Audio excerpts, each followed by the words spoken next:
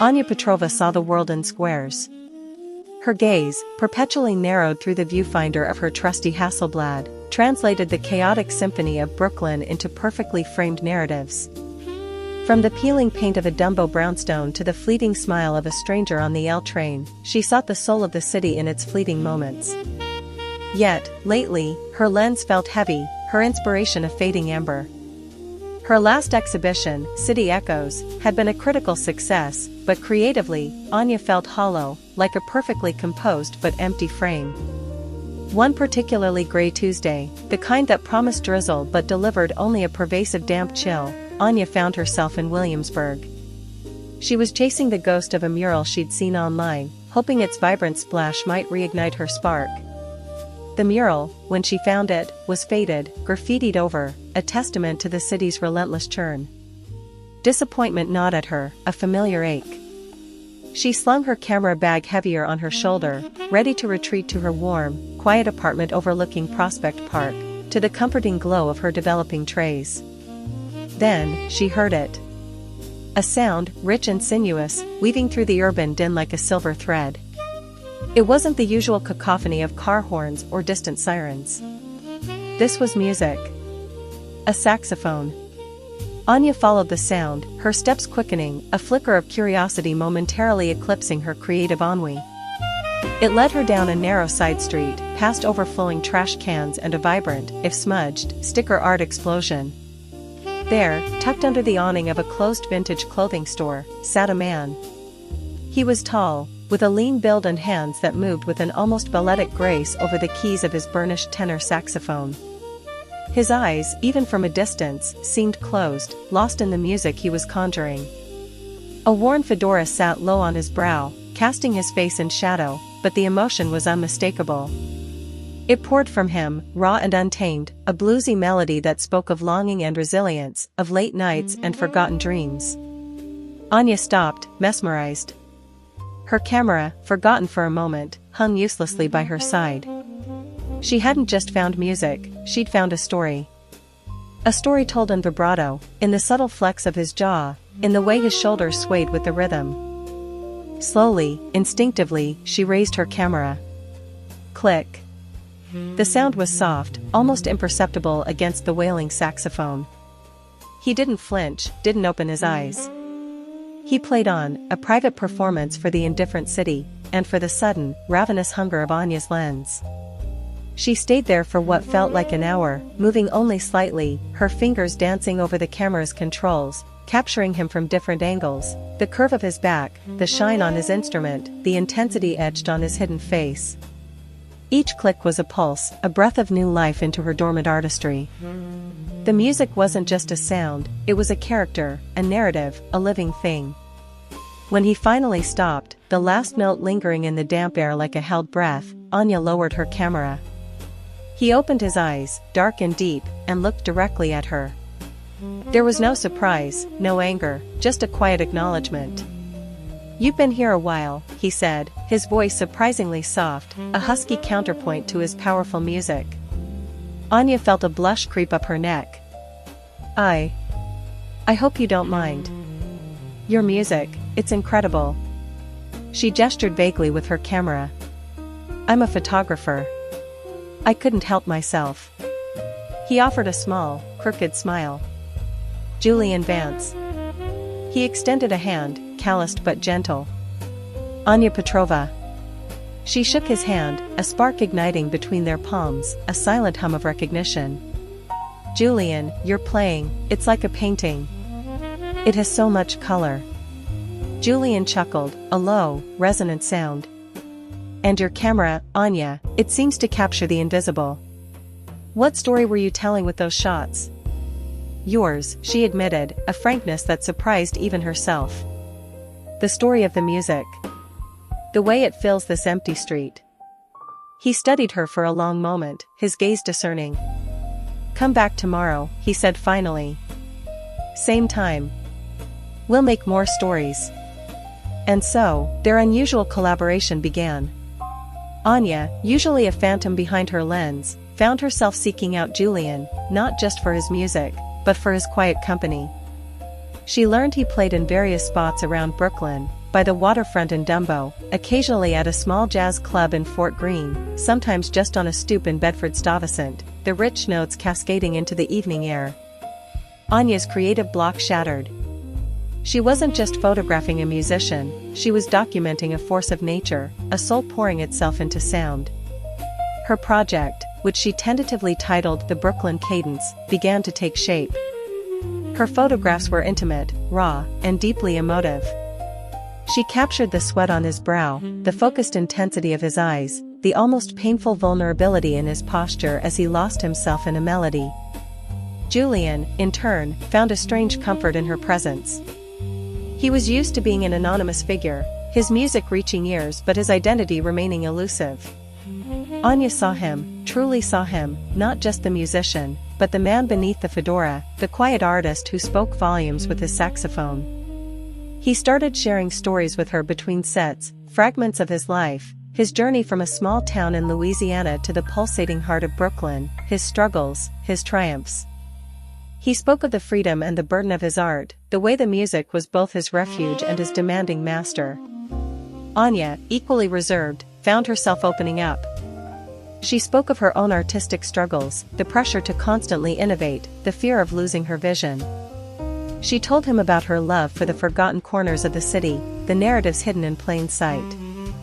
One evening, after a particularly poignant set at a dimly lit bar in Greenpoint, Julian played a piece that Anya had never heard before. It was a mournful, yearning melody that slowly blossomed into a hopeful, soaring crescendo. It felt like a conversation, a musical dialogue. "What was that?" she asked, her voice hushed, as he carefully packed his instrument. Julian looked at her, a soft smile playing on his lips. "It doesn't have a name yet. I was thinking, maybe Anya's lens?" Her heart fluttered. The gesture was profound, a wordless confession. "Julian," she breathed, "that's beautiful." Their relationship deepened, subtly, inexorably. Their shared passion for art became the bedrock of a burgeoning affection. They explored Brooklyn together, Anya pointing out hidden architectural details, Julian finding inspiration for new melodies in the rhythm of their footsteps. They shared late-night meals in bustling diners, the city lights reflecting in their eyes as they discussed art, life, and everything in between. Their hands would brush, lingering for a moment longer than necessary. Their gazes would meet, holding a universe of unspoken emotions. Anya realized she wasn't just photographing Julian, she was falling for him. His music had cracked open her carefully constructed shell, letting in light and feeling she hadn't known she was missing. Her exhibition on Julian was rapidly taking shape. Her gallery owner, a shrewd but supportive woman named Eleanor, was thrilled. "Anya, this is your best work yet. There's so much emotion, so much life. It's almost as if you're not just capturing him, you're becoming a part of his music." But with the exhibition looming, a new kind of pressure began to build. Anya was consumed by the final edits, the printing, the curation. Julian, too, was experiencing a surge in his career. His unique sound was garnering attention. A prominent jazz label had offered him a recording contract, a chance to finally record his own album and tour. The news was thrilling, exhilarating, but also terrifying. Julian would be on the road, away for months. Anya would be tied to Brooklyn, to her gallery, to the exhibition's success. The nascent, tender intimacy they had built seemed suddenly fragile, threatened by the very dreams they had both pursued. One evening, as they sat on a bench overlooking the glittering Manhattan skyline, the Brooklyn Bridge a majestic silhouette behind them, Julian spoke of his offer. "It's everything I've worked for, Anya. My album, my music reaching a wider audience." He paused, his gaze fixed on the distant lights. "But it means leaving." For a long time. Anya felt a cold knot tighten in her stomach. She knew she should be unequivocally happy for him, but a selfish pang of fear pierced her. "And what about us?" she asked, her voice barely a whisper. He turned to her, his dark eyes filled with a conflict that mirrored her own. "That's what I don't know, Anya. Can a melody find its way across oceans? Can a photograph capture a moment that's constantly moving away?" The question hung in the air, heavy and unanswered. Their shared artistic passion, once their bridge, now threatened to become a chasm. Anya retreated into her work, pouring every ounce of her anxiety and love into the final preparations for the Brooklyn cadence. She wanted every photograph to scream of Julian, of his music, of the profound impact he'd had on her life. The exhibition opening was a whirlwind. The gallery was packed. Eleanor beamed, critics nodded approvingly, and art lovers spoke in hushed, reverent tones before Anya's striking photographs. The energy was electric, but Anya felt a hollow space in her chest. Julian wasn't there. He was already in the studio, laying down tracks for his album, thousands of miles away. A text had arrived that morning, thinking of you. Break a leg. Miss you. It was both comforting and heartbreaking. As the evening wore on, Anya found herself drifting through the crowd, unable to truly connect with the celebration. Her eyes kept returning to the photographs of Julian, his soulful gaze, his impassioned fingers. She had captured him, yes, but had she truly held him? Just as a critic began pontificating loudly about the haunting loneliness in Anya's work, a familiar sound began to weave through the murmur of voices. It was soft at first, then grew, filling the gallery space. A saxophone. Every head turned. Julian stood in the doorway, his fedora replaced by his usual disarmingly direct gaze. He was holding his tenor sax, the one Anya had photographed countless times. He hadn't just arrived, he was playing. The melody was unmistakably the one he had dedicated to her, Anya's lens. The rich, velvety notes cascaded through the room, a living, breathing testament to their shared journey. It was a melody of longing, of discovery, of fierce, undeniable love. The guests parted, forming an aisle for him, their faces wrapped with wonder. Julian walked slowly towards Anya, his eyes locked on hers, the music swelling around them. He reached her, the last note of the piece dissolving into a profound silence. He lowered his saxophone, a small, triumphant smile on his lips. "I couldn't miss it," he said, his voice husky, his gaze unwavering. "My music is incomplete without its visual counterpart. And my life, Anya, is incomplete without you." Tears welled in Anya's eyes, blurring the vivid colors of her own photographs on the wall. "Julian," she whispered, her voice thick with emotion. He reached for her hand, his fingers intertwining with hers. The label understood. "They said my music sounded like it had a story behind it. I told them that story started and ended with a certain photographer in Brooklyn. We found a way to make it work. Shorter tours, more time here. We'll find a way, Anya. We always will." He gestured to her photographs, then back to his saxophone. "Your frames, my cadence. They belong together." Anya leaned into him, the warmth of his presence chasing away the last vestiges of her fear. "They do," she murmured, her heart singing a melody of its own. The rest of the evening was a blur of joy. Julian played impromptu sets, his music now undeniably infused with a new, vibrant happiness. Anya, her spirit soaring, found herself taking photographs again, but this time, not secretly. She captured Julian playing amongst her photographs of him, the synergy between their arts palpable, undeniable.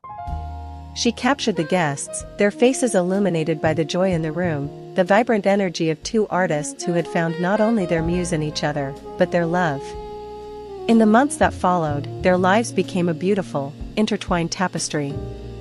Julian's album, featuring Anya's striking photography for its cover art and liner notes, soared up the jazz charts.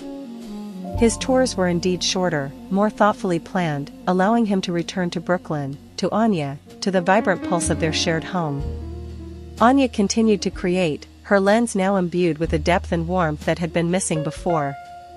Her photographs of Brooklyn, of its people, of its secret corners, were now infused with the same soulful cadence Julian brought to his music.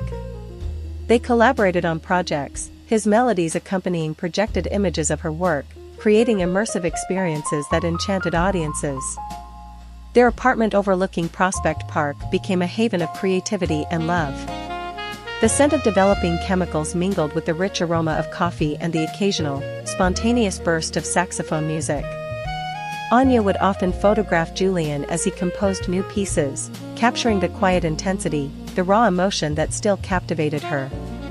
Julian, in turn, would often play soft, improvisational pieces as Anya meticulously worked in her darkroom, the music guiding her hands, shaping the light and shadow of her images. One sunny afternoon, they sat on their fire escape, sharing a quiet moment, the city humming below them. Julian leaned over and kissed Anya's temple. "Remember that first day?" he mused, "under that awning in Williamsburg? I felt you there, even before I opened my eyes. I felt your lens, seeing me." Anya smiled, her fingers tracing the calluses on his hand. "And I felt your music, Julian. It called to me. It pulled me out of the shadows." He picked up a small, weathered print from her recent collection, a candid shot of a street vendor, caught mid-laugh. "You always find the beauty, Anya. The truth. And you always find the heart, Julian," she replied, her eyes sweeping across the magnificent Brooklyn panorama, now vibrant with possibility, colored by their shared dreams. Their love story wasn't a static photograph, nor a finished melody. It was an ongoing improvisation, a constantly evolving composition, each day a new note, each moment a new frame. In the heart of Brooklyn, the photographer and the saxophonist continued to create, their lives and their art harmoniously intertwined, a beautiful, colorful cadence echoing through the vibrant streets they called home, a testament to a love as enduring and rich as a timeless jazz solo.